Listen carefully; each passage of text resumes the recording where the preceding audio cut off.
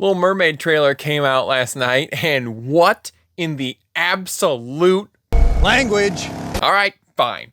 Let's start with the most obvious thing, because I know you're all thinking it. Everybody looks bored to death in this trailer, right? I have not seen acting this phoned in since Marlon Brando was on Island of Dr. Moreau. I mean, it's pretty clear that everybody knows the Disney live-action drill at this point. I don't blame the actors for taking the gig, because the mouse's checks don't bounce, but you can tell nobody's into it. Right out of the gate, we have Javier Bardem sounding like he could not care less that Ariel went to the surface. Daddy, they were dying. I had to save them. No, your obsession has gone too far. You care about the humans too much. You broke the rules. You went to the above world. A man was drowning. I had to save him. This obsession with humans has to stop. Even Halle Bailey, who claims to be the most excited about this movie, and honestly, what 18-year-old actress wouldn't be, even she can't seem to muster any emotion in the lines that we see. That doesn't make us enemies. Her singing voice is good, though. I mean, really good. This might just be one of those issues of a singer that can't act. This, by the way, is a Starbucks Americano with some cream. Delightful. Even the trailer itself isn't exciting. That's probably why they opened the trailer up with this insanely dramatic shipwreck scene.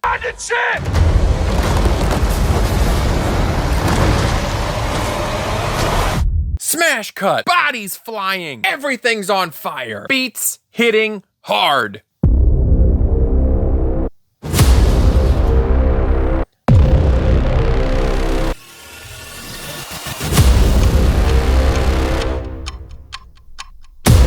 What is this tone?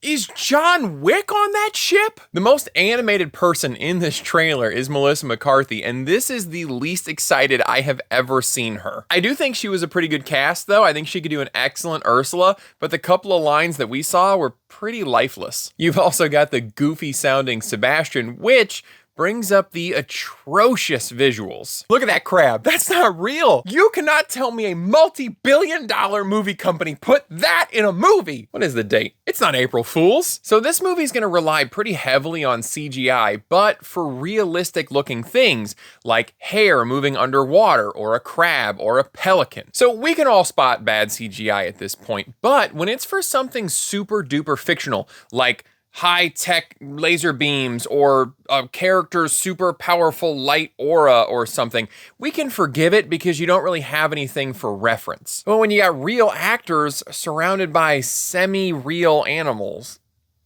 a lot of this looks like the VFX department had about as much energy and enthusiasm as the actors. And some of the look at this scene where Ariel is getting like jerked around or spun around by magic or tentacles or something. Guys, I'm losing control right now. I've seen better movement in high school productions, and I know because I was in some. I don't like to brag, but I delivered a pretty terrible rendition of Senex, and a funny thing happened on the way to the forum. I was 16, I was doing a voice that was like a blend of Jimmy Stewart and Don Knotts. It was far worse than whatever you're imagining. And none of these visuals even take into account the coloring. Look, I know a lot of this movie is going to be underwater, but holy blue and green filters, Batman! Why do they keep doing this? Why is everything so bland? You can tell these people don't understand the medium of animation and the benefits that they're losing. You lose the vibrant coloring, the enhanced facial expressions and gestures, the voice work. Have you ever seen voice actor footage? They look crazy,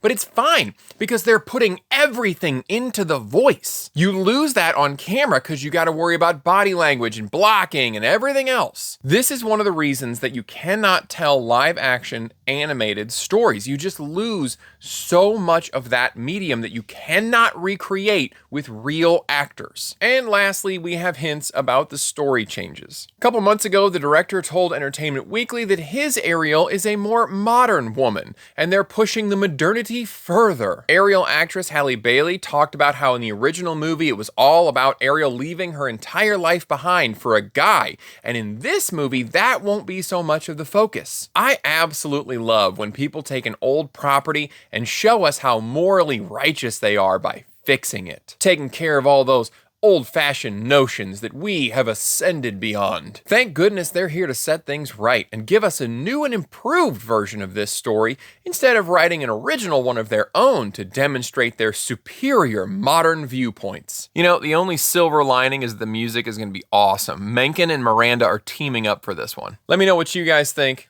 Thanks for watching. I'll see you next time.